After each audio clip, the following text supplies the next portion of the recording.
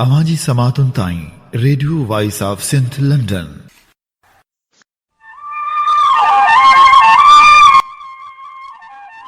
घोड़न ऐं घोटन जीअण थोरा ॾींहड़ा, कॾहिं मंझ कोटन कॾहिं राही ऋण जा। भलारे बिट धणी जे भलारे बैत सां मुंहिंजी आवाज़ मुसाफ़िर radio voice of Sindh London त थी दुनिया जी कुंड कुर्छ ताईं जंहिं माॻ ॿुधिजे पियो उन्हनि मिड़नी महिरबाननि खे सिक भरियो सलाम शाल क़बूल पवे। 22 मई जे शहीदनि खे भेटा पेश करण लाइ ख़ासि प्रोग्राम खणी आऊं जो मेज़बान हबीब लगारी।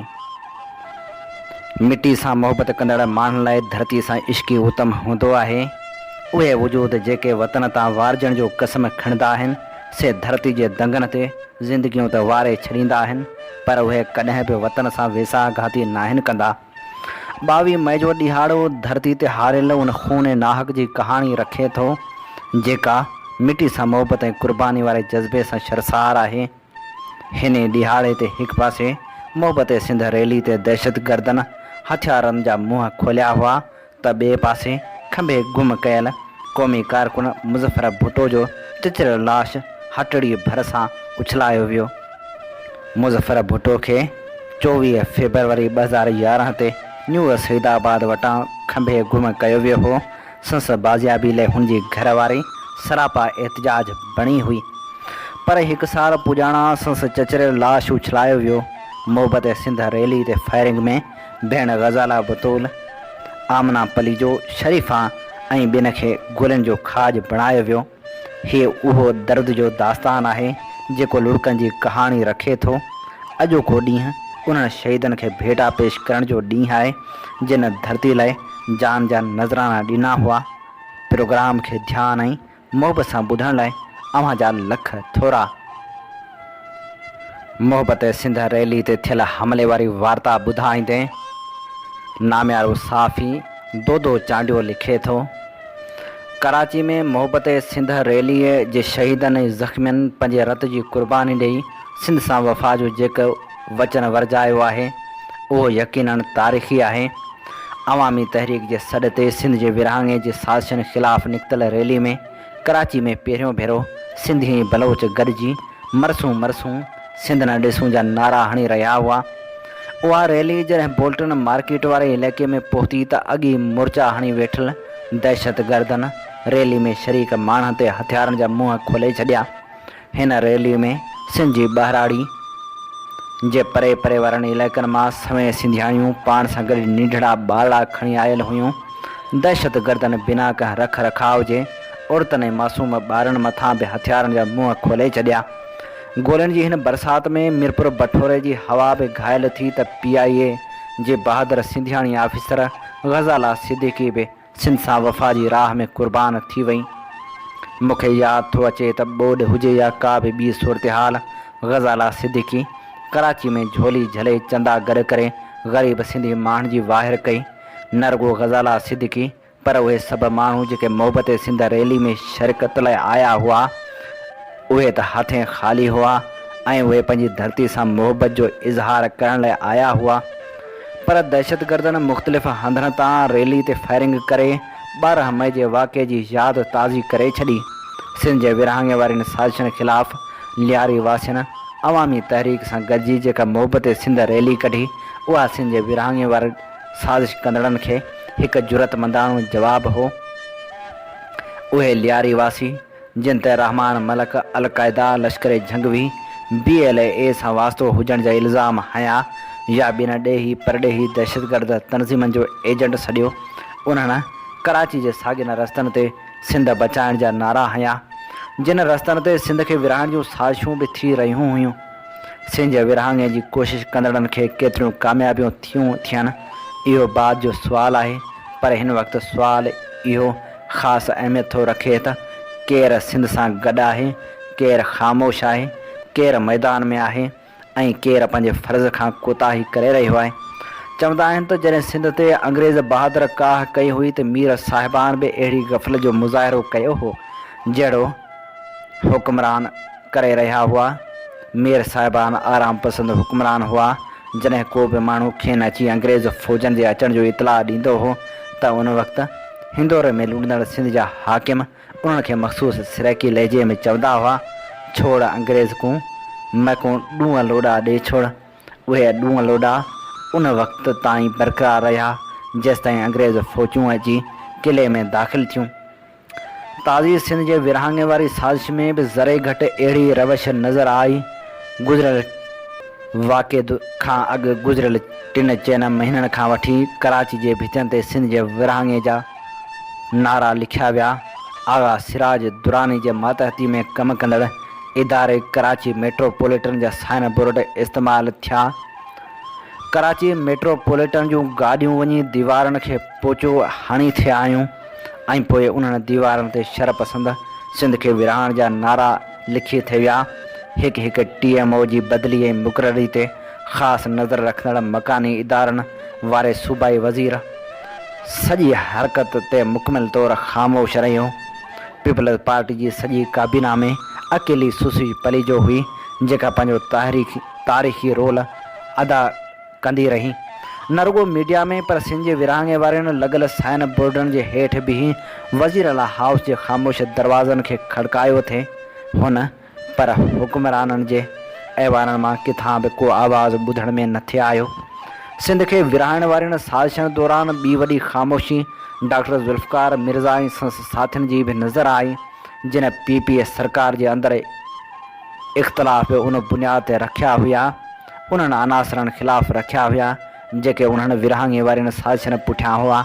डॉक्टर ज़ुल्फ़कार मिर्ज़ा त सियासी कैंप खां ॿाहिरि हो, पर संस उहे साथी असेंबली ऐं कुर्सियुनि ते वेठल हुआ जेके सॼी साज़िश दौरान हिकु अखर बि न कुछा। सिंध जा माण्हू इहो सुवाल पुछण जो हक़ रखनि था त छा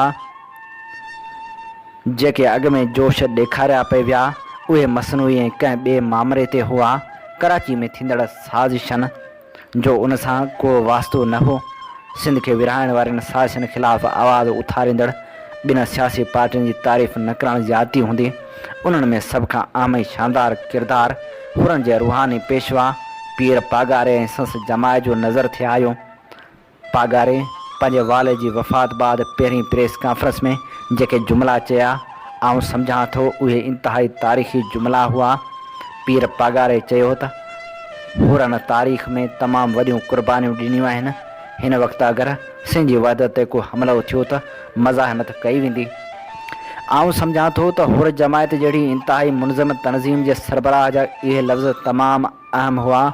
उनखां सवाइ ॿियो बहितर किरदारु नवाज़ लीग जो नज़र थे आयो। नवाज़ शरीफ़ जो इहो बयानु त भले पंजाब खे 5 टुकड़ा करियो पर सिंध जो विरहाङो क़बूल न आहे, उहो मौक़िफ़ बि क़ाबिल तारीफ़ हो।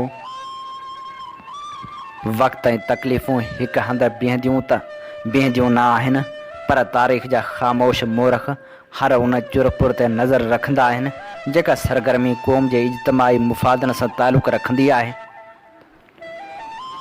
सिंध जा माण्हू इहो बि ॾिसी रहिया हुआ त केरु ॾुखे वक़्त में साणनि गॾु बीठल आहे ऐं केरु कुर्सी ख़ातिर ख़ामोश आहे। मूं लियारी ऑपरेशन दौरान पंहिंजे हिकिड़े मज़मून में लिखियो हो त कराची खे सिंध सां ॻंढण जी पहिरीं ऐं आख़िरी ज़ंजीर लियारी आहे। जेकॾहिं लियारी कमज़ोर थी त असां लाइ कराची खे बचाइणु मुश्किल बणिजी वेंदो। जॾहिं कराची जे रस्तनि ते लियारी जा माण्हू अवामी तहरीक जे उन्हनि नज़रियाती ऐं जाखोड़ी कारकुननि सां गॾु मोहबत सिंध रैली कढी निकिता त लखें सिंधियुनि जूं दिलियूं पुरमेद थी झूमियूं थियूं। अवामी तहरीक खे इहो क्रेडिट वञे थो त उन्हनि लियारी वासियुनि ॾांहुं अहिड़े वक़्त ते हथु वधायो जॾहिं PP सरकार मथां ॾमरियल हुई। माज़ी में जॾहिं PP सरकार बलोचनि मथां ॾमर ऐं मीर बज़न जे सुमेत खोड़ लीडर गिरफ़्तार कया त अवामी तहरीक ऐं उनजी क़यादत जिन में रसूल बख्श परीजो, फाज़िल राहू, मीर अली बख्श टालपुर ऐं ॿिया PP सरकार बदिरां बलोचनि सां गॾु बीठा। सियासत में अहिड़ा ई नाज़ुक मोड़ ईंदा आहिनि जिन में दुरुस्त ऐं वक़्तायता फ़ैसिला कबा आहिनि जेके क़ौमनि जा दोस्त ऐं दुश्मन ठाहिण में संगे मीर साबित थींदा आहिनि।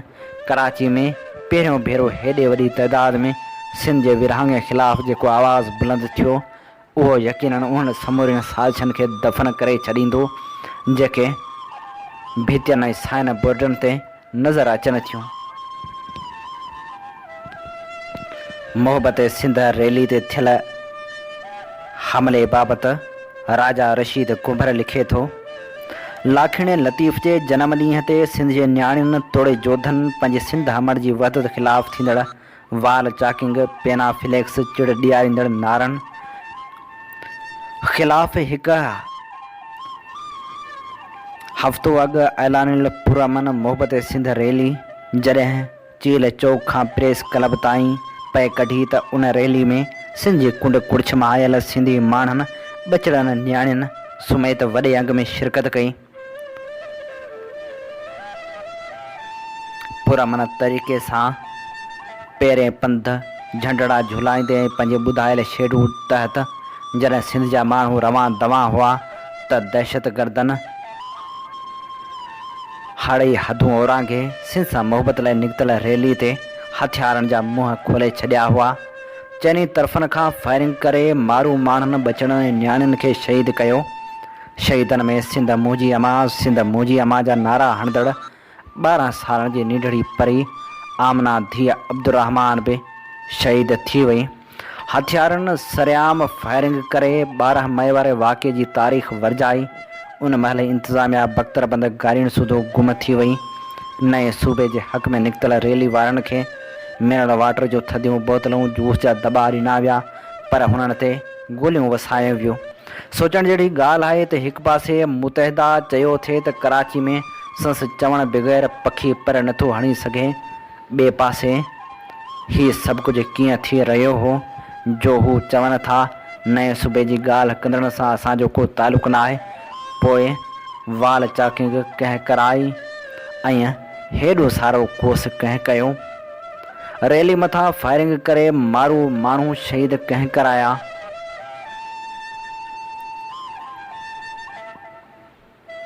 बारह मई वारे वाक़े जो वरजाउ आख़िर कंहिं थे कयो। 22 मई जे शहीदनि खे भेटा पेश कंदे नौजवान कहाणीकार ऐं लेखक हसीब कान्हियो लिखे थो, मंसूर ते सारे शहर पत्थर वसाया पर पोइ बि मंसूर जो मुंहुं न लथो। उन संगसारी दौरान ई हिकु मक़ाम ते मंसूर जे हिकु दोस्त खेसि गुल उछलाए हयो। उहो गुल जॾहिं मंसूर खे लॻो त उहो मंसूर जेको पत्थरनि जी बारिश ते बि ख़ामोश हो, सो गुल जे लॻण ते ख़ामोश रही न सघियो। मंसूर दुश्मननि जा पत्थर त सही वियो पर दोस्त जो गुल सही न सघियो। हुन दोस्त जो उहो गुल दुश्मननि जे पत्थरनि खां बि वधीक भारी भायो। उहो गुल मंसूर खे ख़ार जा चुभी वियो ऐं हुन खां आह निकिरी वई। उन वाक़े खे सदियूं गुज़री वियूं पर मंसूर जी उन आह ते अॼु सूधो आहुज़ारी जारी आहे। अॼु सूधो अहल ज़मीर फ़र्दनि खे उहो गुल चुभी रहियो आहे जेको मंसूर खे पंहिंजे दोस्त उछलाए हयो हो। यकीनन उहो किस्सो ॾाढो तारीख़ लॼाईंदड़ आहे। मंसूर जी उन नादान दोस्त जी नादानी ते अॼु सूधो एतिरो त अफ़सोस थी रहियो आहे जो अगरि ज़मानो उन खे दिलि जे कन सां ॿुधे त वरी को मंसूर जे उन नादान दोस्त जी नादानी न वरजाए। हा, अगरि ज़मानो उन मझां ज़रो बि पिराए हा तव्हां पाण सोचो केरु अहमक हूंदो जो मंसूर जे नादान दोस्त जी नादानी वरजाईंदो ऐं सॼनि जी ख्वारी जो ख़लल पंहिंजे मथे ते खणंदो। पर अलमियो इहो आहे जो ज़माने तारीख़ मां कॾहिं कुझु पिरायो ई नाहे। उहा तारीख़ बि हमेशह चंद ॾाहनि जे ई मथे जो सूर रही आहे। सच बि सदाईं सचनि जे ई गले जो तोख बणियल रहियो आहे। हक़ीक़त हीअ आहे त मंसूर जे उन दोस्त जी नादानी ते बि अॼु ताईं उहे मलामत करे रहिया आहिनि जेके पंहिंजे ज़मीर जी मलामत बर्दाश्त नथा करे सघनि, वरना उहे जेके उन अज़ाब खां आजा आहिनि तिन जे लाइ का ॻाल्हि ई कान्हे। जेकॾहिं मुंहिंजे उन ॻाल्हि सां कंहिंखे को इख़्तिलाफ़ु आहे त उहो हिकु लम्हे लाइ लहू लिहा कराची खे यादि करे जंहिंजे वाटण तां अञा पंहिंजनि हथां पंहिंजनि जो वहायल खून बि ख़ुश्क न थियो आहे। ऐं जॾहिं रतो रत बणियल लियारी ऐं कराची बाबति सोचींदो आहियां त उन्हनि घड़ियुनि में मूंखां उहो मंसूर बि विसरी वेंदो आहे जंहिंखां पंहिंजे दोस्त पारां रुॻो हिकु गुल लॻण ते दाह निकिरी वई हुई।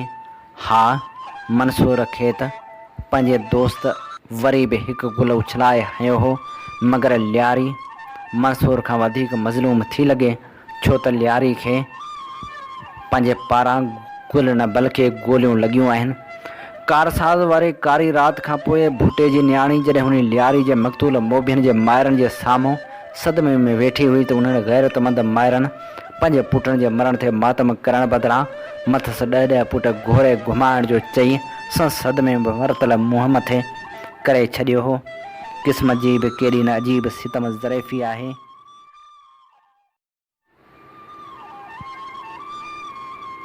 जो उन वक़्तु उन्हनि माइरनि हिन पार्टी जी हुकूमत लाइ पंहिंजा पुट घोरे घुमाए छॾण जो चयो हो।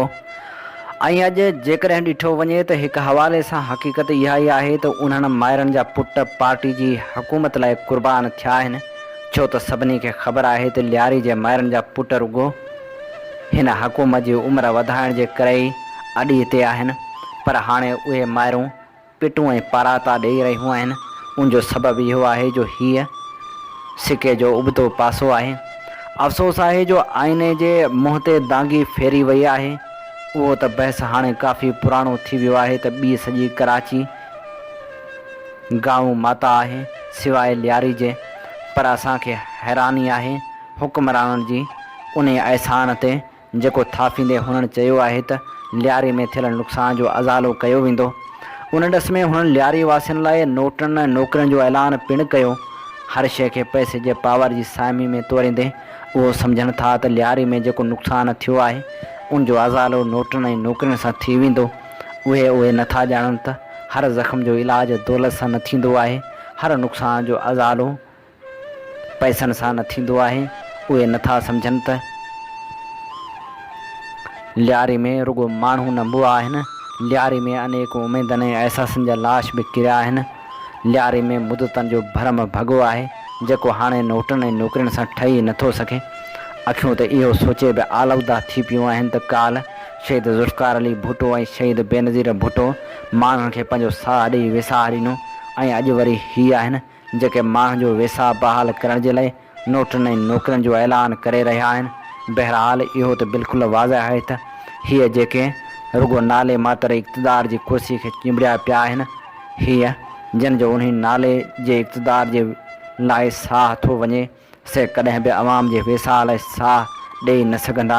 बाक़ी उहो हुननि खे बि तमामु जल्द वक़्ती ॿुधाए छॾींदो त रुॻो नोटनि ऐं नौकरियुनि सां मरी वियल वेसाह में साह नथो विझी सघिजे। हर नुक़सान जो अज़ालो पैसनि सां नथो थी सघे। लियारी में जेका मंसूर जे दोस्त वारी नादानी वर्जाई वई, उन्ही जे नुक़सान जो अज़ालो बि हाणे हिकु नुक़सान सां ई थींदो, ऐं उहो नुक़सान हुननि जो ई थींदो।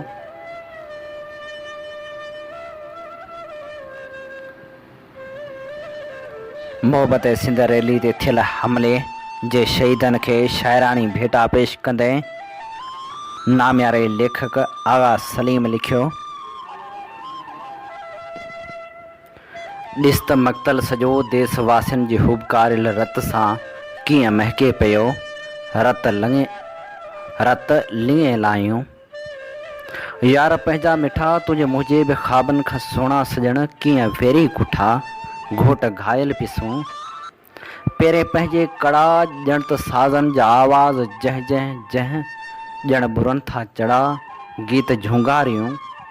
कीअं मक़तल हलूं अंग घायल सॼा चूर सारो बदन पेर पंहिंजा पिथूं पोइ बि हल त हलूं। केॾी हुबकार आज उतरजी हवा में या ख़ुशबू रचल गुल शायदि फुटा हां हुबकारियूं। दूर दुहियूं दुखनि पाए ॻाढ़ा कफ़न देस दिलबर जा अॼु वाहिरू था अचनि लाट जरकायूं। हीज रत जूं फुड़ियूं तिन मां फुटंदा गुलाब ऐं हिबकारियूं।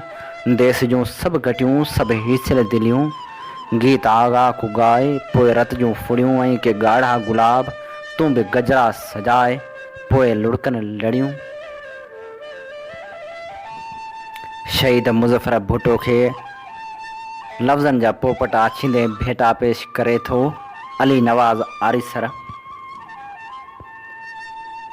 जेको मुल्क ग़ुलाम हूंदो आहे उन मुल्क जी क़ौम ग़ुलाम हूंदी आहे। उन जी ॿोली उनजो कल्चर उन जी तहज़ीब उन जी सुञाणप गुमनाम हूंदी आहे त उन मुल्क जी धरती बाग़ी पुटनि खे जनम ॾींदी आहे जेके पंहिंजी ॿोली ऐं लोली जी सलामती जी जंग विढ़ंदे पंहिंजे अमर जी थञ मल्हाईंदा आहिनि। जिन ते सदियनि ताईं धरती फ़ख़ुरु कंदी आहे। तारीख़ जे वर्कनि में उहे बाग़ी पुट अमर लिखिया वेंदा आहिनि। सिंधी क़ौम बि अहिड़ी ग़ुलामी जे धुबण में सदियनि खां घेरियल आहे ऐं न ॼाण केतिरे अरसे खां केतिरनि ई नौजवाननि पंहिंजे अमर जी सीन जो संदूर बचाइण लाइ पंहिंजे रत जो तिलक लॻायो आहे। अहिड़नि नौजवाननि में सेवण ॼाओ मुज़फ़र भुट्टो बि हिकु आहे, जंहिं ते धरती सां गॾु पूरी क़ौम खे फ़ख़ुरु आहे।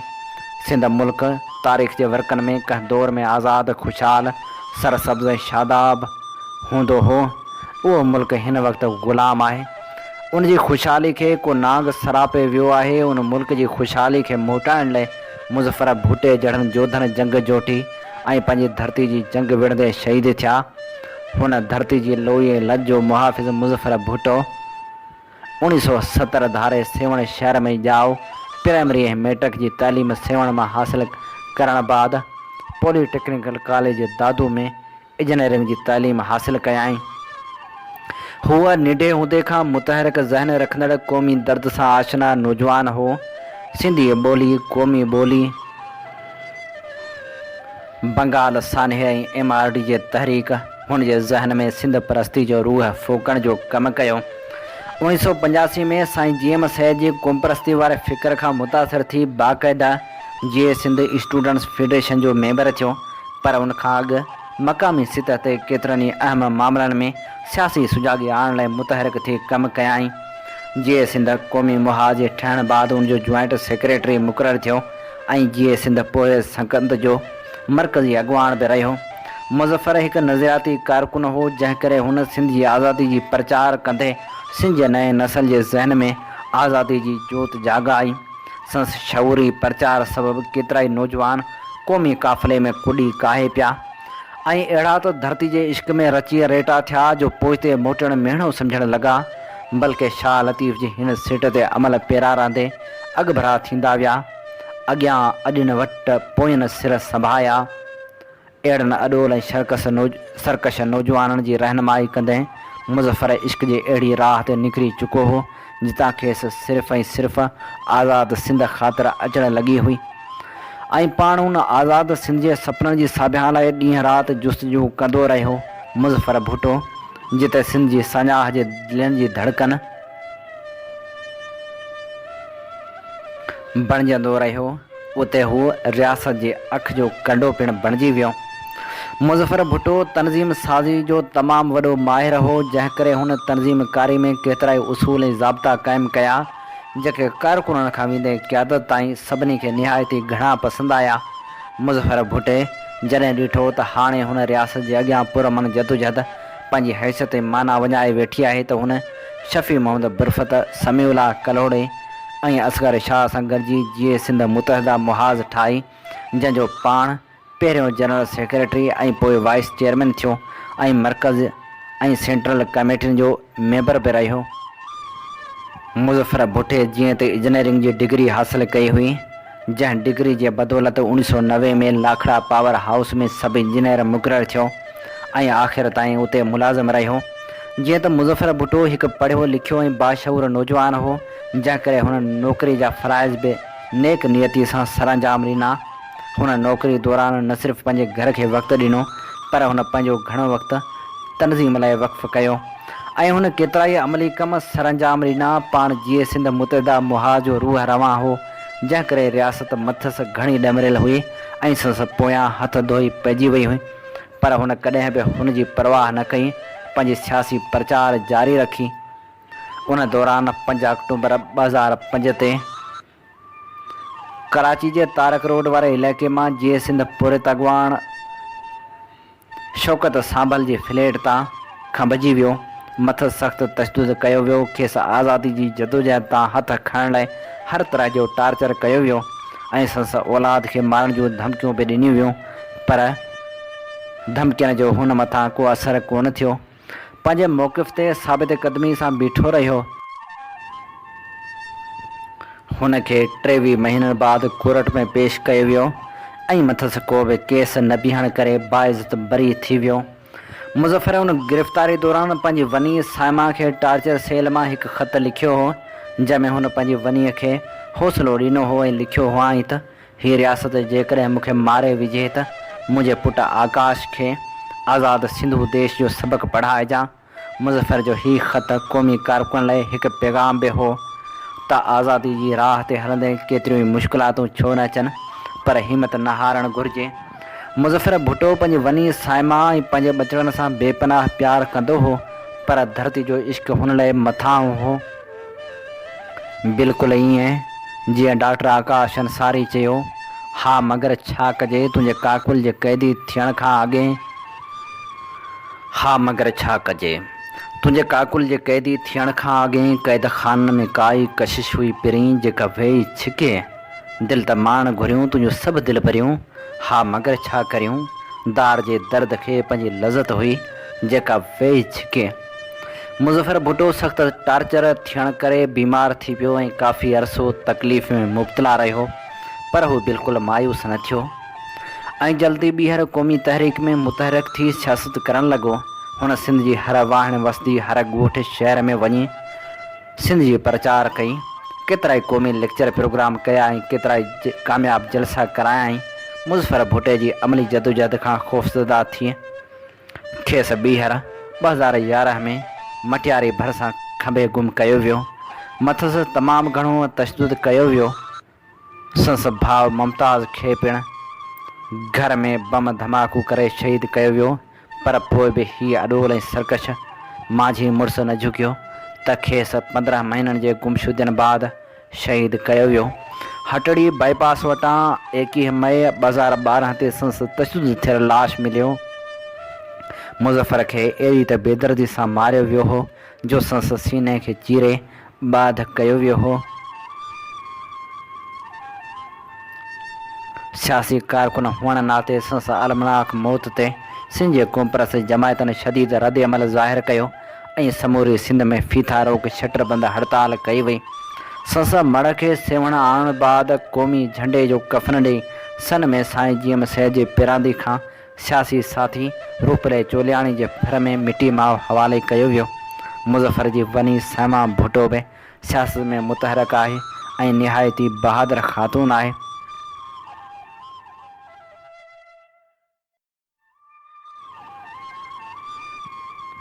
शहीद ग़ज़ाला बतूल सदीक़ी खे भेटा पेश कंदे सलेमान वसाण लिखे थो, मूंखे चिटी तरह यादि आहे त उन्हनि ॾींहंनि में सिंध जी वहदानियत ख़िलाफ़ु ॻाल्हियूं करणु ऐं मुहाजिर सूबे जी तहरीक ज़ोरनि ते हुई। उन तहरीक में सिंध ऐं वफ़ाक़ में शामिल ऐं कराची जी शहरी हुकूमत जी करता धरता तनज़ीम मुतहदा जी मुकमल पुठ भराई हुई। उनजो सबूत उन वक़्तु दीवारनि ते लिखियल नारा हुआ जेके शहरी हुकूमत जे गाॾियुनि में चढ़ी लिखिया विया हुआ। उन तहरीक जी मुखालफ़त में सिंध जे माण्हुनि में सख़्तु नफ़रत हुई। अहिड़े वक़्त में 22 मई 2012 ते अवामी तहरीक ऐं ॿियनि पार्टियुनि गॾिजी तहरीर स्क्वायर मिस्र सां भेटिजंदड़ लियारी जे चील चौक खां मोहबत सिंध जे नाले सां हिकु रैली कढण जो प्रोग्राम तरतीब ॾिनो हो, जंहिंखे प्रेस क्लब ते पहुचणो हो। उन रैली में सिंधी, बलोच, कच्छी ऐं लासी सभु शामिल हुआ। सभिनी जी ज़ुबान ते जीअं सिंध ऐं सिंध जी वहदानियत जा नारा हुआ। उन ॾींहुं आर्ट काउंसिल में सिंध फ़नकार वेलफेयर ट्रस्ट जी गजाणी बि रखियल हुई ऐं मूं इहो प्रोग्राम जोड़ियो त आर्ट काउंसिल मां थींदो प्रेस क्लब पहुची रैली में शिरकत कंदुसि। अहिड़ो इज़हार मूं गुलशन हदीद में रहंदड़ दोस्त आसिफ़ अली सां फ़ोन ते पिणु कयो। प्रेस क्लब ते मिलण जो चयो। आउं अञा सदर पहुतो हुअसि त मैसेज अचणु लॻा त रैली ते फायरिंग थी आहे ऐं कुझु शहादतूं बि थियूं आहिनि। हाणे ट्रैफ़िक बुरी तरह जाम थी चुकी हुई ऐं वापसि वञण बि ॾुखियो हो, तंहिं करे आर्ट काउंसिल वञण में ई बहितरी सम्झमि। उते ई फ़ोन करे पुछा कयमि। पतो पियो बोल्टन मार्केट वारे इलाइक़े में रैली ते फायरिंग थी। उन रैली में सिंध जी हिकु अहिड़ी न्याणी बि शामिल हुई जेका PIA में ऑफिसर हुई ऐं संस रग रग में सिंध अमर जो खून समायल हो। हूअ जेका सिंध सां प्यारु कंदड़ हुई ऐं सिंध तां फ़िदा थियण जूं ॻाल्हियूं कंदी हुई। 11 मार्च 1969 में दादू ज़िले जे इल्मी अदबी शहर पाट शरीफ़ में जनम वठंदड़ सिंध जी हिन बहादुर न्याणी शहीद ग़ज़ाला बतूल सिद्दीक़ी सां मुंहिंजी का विझड़ाइप त न हुई, पर ॿोॾ मुतासिरनि लाइ सचियल ॻोठ ऐं भरपासे में जेके कैंपूं लॻियूं हुयूं उन्हनि में हुन अॻिते वधी कमु कयो हो। PIA में रहंदे हुन सिंधी अख़बारनि ऐं रिसालनि खे इश्तिहार ॾियण में बि ख़ासि मदद कई हुई। हूअ घणी पढ़ियल ऐं क़ौमी सोच रखंदड़ शख़्सियत जी मालिक हुई। पाट शरीफ़ में जनम वठंदड़ ग़ज़ाला जी शादी मज़हर ज़रदारी सां थियल हुई, जेको पाण बि PIA में ऑफिसर हो। खेसि 4 ॿार हुआ, जिन में हिकु नंढो पुटु त अञा 7 महीननि जो मस हो। हू जल्द इटली वञण वारी हुई ऐं खेसि सिर्फ़ु वीज़ा जो इंतज़ारु हो, छो त संसि मुड़ुस जी पोस्टिंग PIA इटली वारी ऑफिस में हुई। संसि भाउ शुहाब सिद्दीकी असांजो दोस्त ऐं सुई गैस में असांजे ऑफिसर एसोसिएशन जो जनरल सेक्रेटरी ऐं समाजी वर्कर आहे। ग़ज़ाला बितूल सिद्दीकी 1984 में NGV स्कूल मां मैट्रिक पास कई ऐं इंटर ज़ुबैदा कॉलेज हैदराबाद मां कयो। कराची यूनिवर्सिटी में हुन MA कई, हिकु मास कम्युनिकेशन ऐं ॿी IR में। उन ॾींहुं हूअ रैली में शामिल थी ऐं उन दौरान हुन केटियुनि ते बि पंहिंजा तासर ॾिना ऐं चयो त जेको बि माण्हू सिंध ॾे मेरी अख रखंदो, सिंध जा पुट हुन ते पोइ वार कंदा, सभ खां पहिरियां उनजो धीअरूं हुन ते वार कंदियूं। ऐं हा, पोइ सभिनी ॾिठो त हू न त पुठ ॾेई भॻी ऐं न वरी ॾिनी। हुन मुक़ाबिलो कंदे शहादत माणी। चवनि था त हू औरतुनि जी अॻुवाणी कंदे जॾहिं अॻिते वधी रही हुई त मथां फ्लैटनि मां ऐं साम्हूं खां कुझु माण्हुनि फायरिंग कई त हुन ॿियनि औरतुनि खे पोयां कंदे पाण अॻियां थी बीठी ऐं फ़साद कंदड़नि खे पकड़ण जी कोशिशि कई। जॾहिं फायरिंग वधणु लॻी त हुन उते बीठल पुलिस वारे खे चयो त शरपसंदनि ते फायरिंग कयो। उन ते पुलिस वारे खेसि जवाबु ॾिनो त मूंखे इहे इख़्तियार न आहिनि। उन ते शहीद ग़ज़ाला पुलिस वारनि खां बंदूक खसे पाण फायर कंदे चयो त असां वटि त इख़्तियार आहिनि। ऐं पोइ हिकु गोली संसि मथे में लॻी ऐं मथां खां हिकु पथर बि अची खेसि लॻो, जंहिं सबबु हुन शहादत जो जाम पीअंदे धरती जो कर्ज़ चुकायो। हज़ारे आलिन अखियुनि सां संसि स्टील टाउन कब्रिस्तान में तदफ़ीन थी। असां शहीद ग़ज़ाला बतूल खे संसि वरसी ते सलाम पेश कयूं था ऐं साॻिए वक़्तु शर्मिंदा पिणु आहियूं। संसि कातिलनि ख़िलाफ़ु असां कुझु बि करे न आहियूं सघिया। शहीद ग़ज़ाला सिद्दीकी खे भेटा पेश कंदे भेण इरशाद सुमरो लिखियो। ग़ज़ाला जे ग़ज़ालियुनि अखियुनि में सिंध जे वेरनि लाइ हुया नफ़रत जा शोला। घात में लिकी वेठा बुज़दिलनि ऐं वहशनि जा टोला। सिंध जूं अॾोल नियाणियूं हलनि पियूं। मंज़िल ते पहुचण खां पहिरीं वेरियनि खोलिया गोलियुनि जा मुंहुं। तड़पंदा रहिया रोडनि ते धरती धड़ियुनि जा लाशा। लिंगनि खे लाल मेहंदी लाए विया, सिरसा सिंध तां घोरे विया।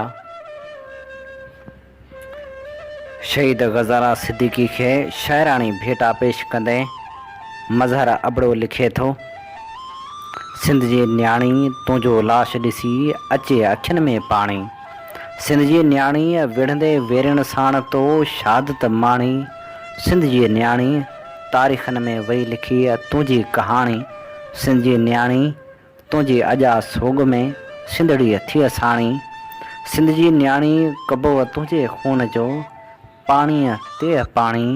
सिंध जी न्याणी बहादुर न्याणी शहीद ग़ज़ाला बतूल खे भेटा पेश कंदे सीमा अब्बासी लिखे थी। सिंध धरती जी तारीख़ धारनि जे ज़ुल्मनि सां भरी पई आहे। हिन धरती ते शुरू खां वठी मुख़्तलिफ़ वक़्तनि ऐं हालतुनि में धारिया काहूं कंदा आया आहिनि ऐं उन्हनि काहनि सां हितां जा माण्हू निहायत दलेराणे अंदाज़ में मुंहुं ॾींदा आया आहिनि। उन हवाले सां जॾहिं सिंध जे अवाइली तारीख़ जा वर्क उथलाइजनि था त पोइ ख़बर पवे थी त सिंध जी सालमियत ते केतिरा ई भेरा वार कया विया हुआ। पोइ उहो दारा जो ईरानी सल्तनत में शामिलु करण वारो हमिलो हुजे, अरबनि जो काहूं हुजनि या वरी अंग्रेज़नि जो घासपाणो कब्ज़ो हुजे, सिंध सदाईं पंहिंजे जियापे ऐं बका लाइ वेढ़ विढ़ंदे नज़र आई आहे।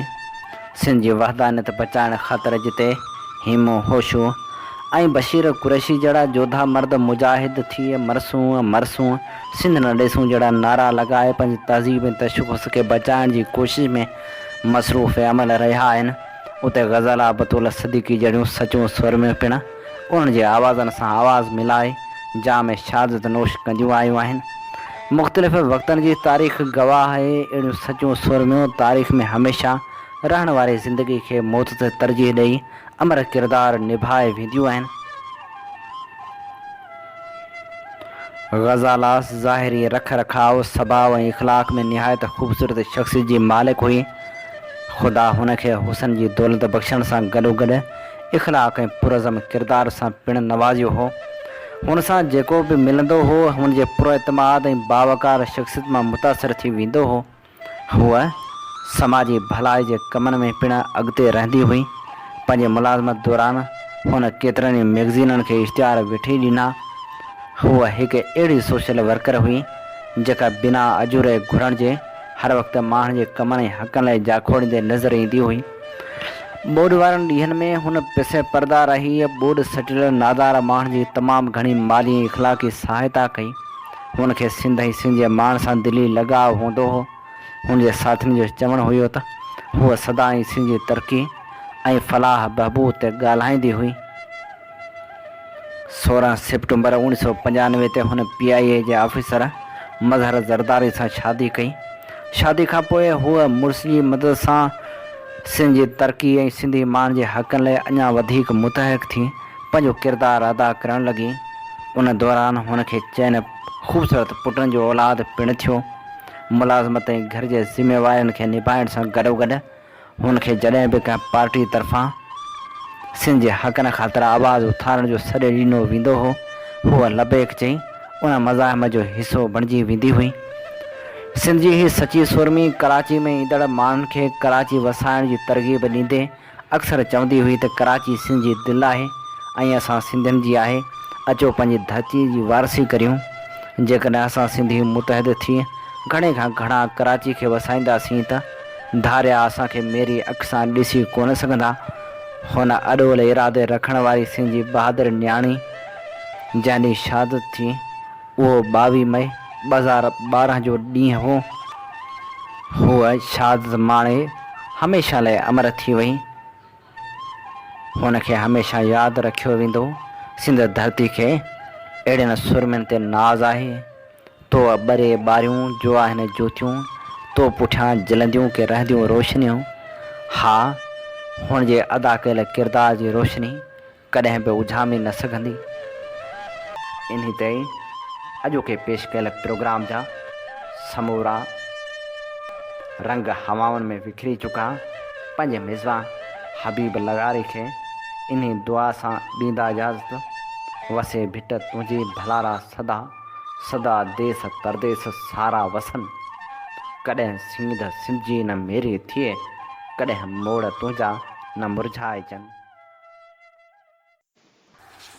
सिंध मुंहिंजी अमा सूंह तुंहिंजी मथां छा लिखी छा लिखां छा लिखी छा लिखां। सिंध मुंहिंजी अमा दुनिया जा सिंधियो हिकु मुठ थी सिंध बचायो। सिंध मुंहिंजी अमा सूंह तुंहिंजी मथां छा लिखी छा लिखां। सिंध जो क़ौमी आवाज़ radio voice of Sindh London.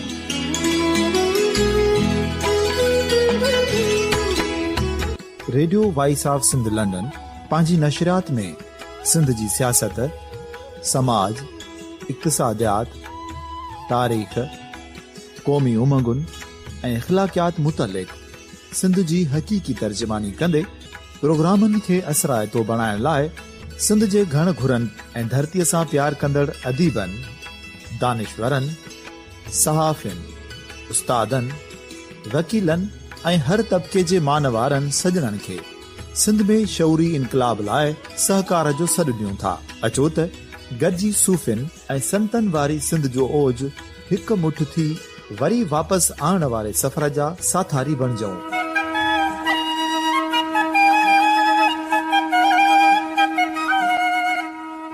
हिकु नए सुबुह जी शुरूआत जो पड़ाॾो घर घर ॻोठ ॻोठ ऐं शहर शहर ताईं पहुचायो। शाल सिंध आबाद ऐं ख़ुशहाल थिए। सिंधी माण्हू सुखियो ऐं सताबो थिए।